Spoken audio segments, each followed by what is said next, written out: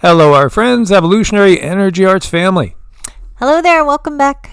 And we want to thank our two newest patrons. Yes, a huge thank you to Marty and Allison. Yeah, we couldn't do it without you guys again. Exclusives going up on Patreon every week. This was the last one we had up from yesterday. An hour and 2 minutes long. A very interesting one, to say the least. This is what we did this morning so far. And we're talking about, are we witnessing the beginning stages of the next global lockdown? And we were talking about a waterway in Florida, as you can see here, that has not been the cleanest waterway. And it got me thinking about germ theory versus terrain theory.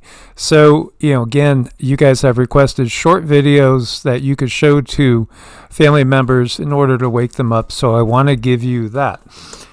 Think in terms of a pool, for instance. When the pool's pH is off, you'll see it get cloudy, and then it'll actually turn brown or green as certain parasites, so to speak, algae, things like that, will start to grow in that environment and take away that lovely clear water.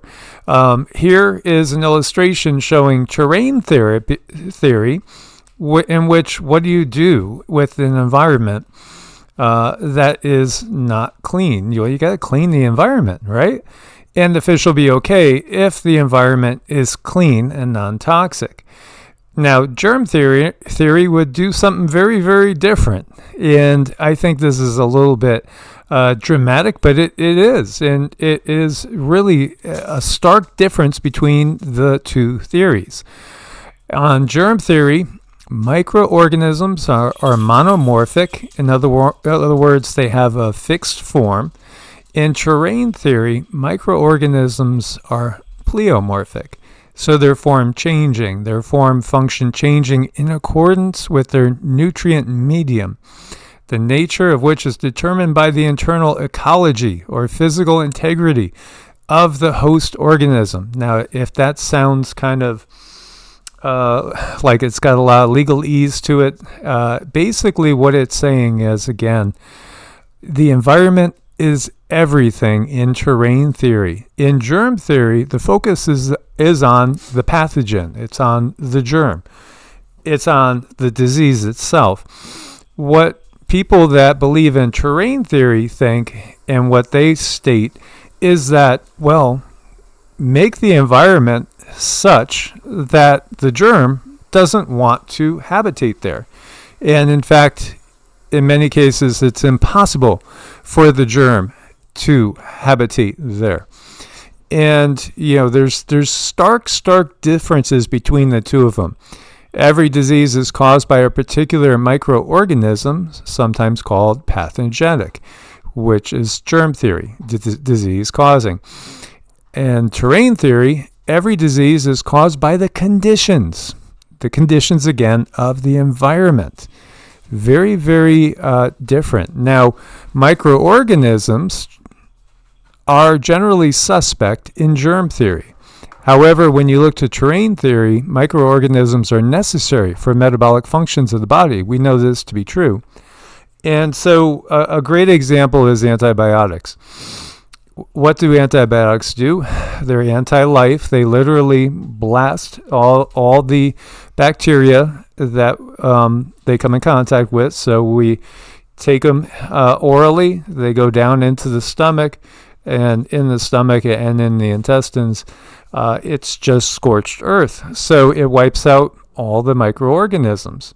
Now, different types of antibiotics can be kind of tailored to hit predominantly one form or another of microorganism, but for the whole, they're like just basically opening up the windows and letting the hurricane force winds blow everything out of the house, so to speak. And what are you left with? You're left with nothing really in there, nothing good or bad, and that's part of the problem. That's why nowadays they will tell you to take probiotics, or somebody that's worth going to see would say, make sure you take probiotics after you do those antibiotics. However, in terrain theory, it would be a totally different situation. You want to make the environment clean. You don't want to make it such that the germs take hold. And so best strategies to optimize your internal terrain. Anti-inflammatory nutrition plan. Yeah, inflammation is at the root of most disease. Some will say all disease. Positive mindset. Absolutely, because you are in direct communication with every cell in the body all the time. You're either telling the body positive things or negative things. And so controlling your mind is key, is absolutely key.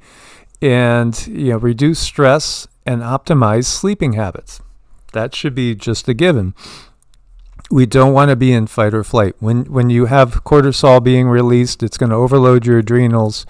It's going to cause your body to get more acidic. And that's going to be another topic for another video, as I'm going to keep these short. Again, sleep is restoration, and you need sleep. Reduce toxic load. Absolutely. When you know you're taking in something that is loaded with pesticides, it doesn't do you any good. It's helping to make the environment more toxic. So eat organic, eat simple, eat whole foods, and again, maybe learn how to cook a little bit more, learn how to plan meals a little bit more.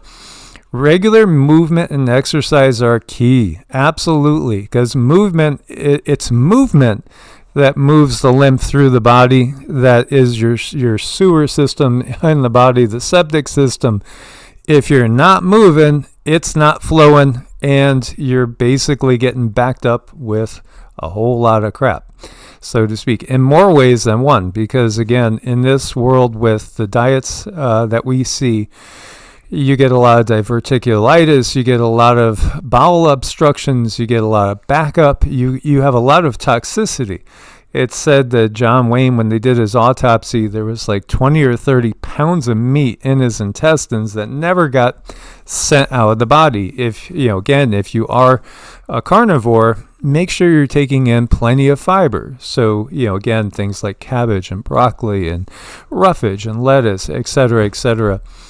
Optimize your gut microbiome. Yes, Cindy could tell you about the fact that so many yogurts that are supposed to have certain positive bacteria in them literally don't.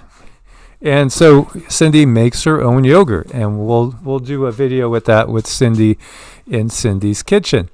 Intermittent fasting is key, and even if you could only give yourself maybe a 16-hour break from eating food, that's fine. It adds up over time. If you could do a little bit better, if a couple of days a week you only ate one meal, that would go a long way in helping your body clean itself out, because as long as your body is working to digest, it's not doing other functions. And use immune support nutrients and immune support herbs. Yeah, just get the basics down. We'll cover a lot of that too. There are a lot of good sources out there to give you information on those topics. Microorganisms such as viruses and bacteria function in nature to break down decaying matter. Our job as living beings is not to be decaying matter.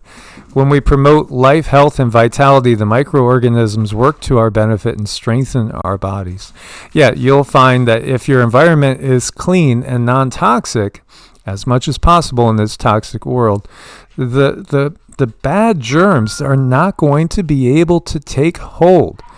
This is Claude Bernard. The terrain is everything. The germ is nothing. The thought is, if you are in optimal health and optimal balance, it will not be able to take hold. This is what we were talking about with the Wei Qi field. Louis Pasteur won out, and some say it was because of his political connections as being more important than really what he gave humanity. And of course, we have the mindset that, again, all microorganisms are are perhaps negative. They're not. There are beneficial microorganisms. Robert Koch was going in the other direction.